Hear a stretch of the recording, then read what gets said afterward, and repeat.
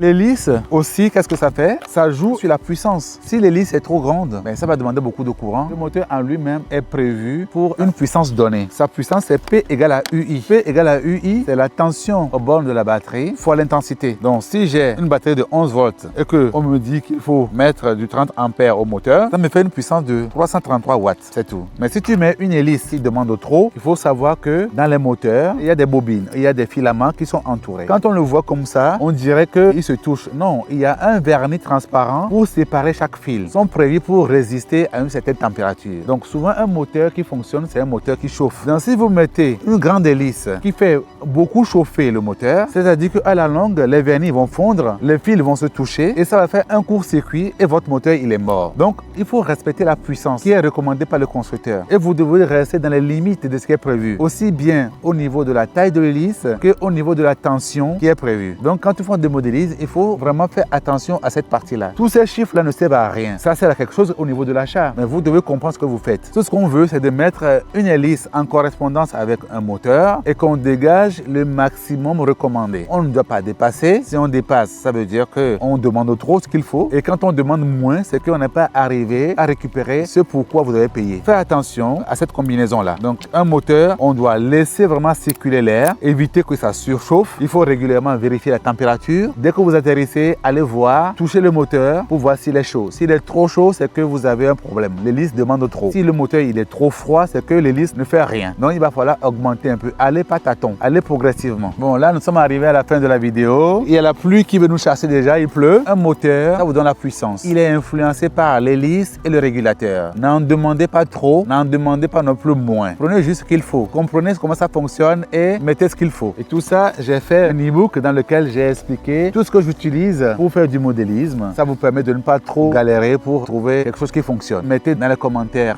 moteur et puis je vous envoie le lien pour télécharger ça.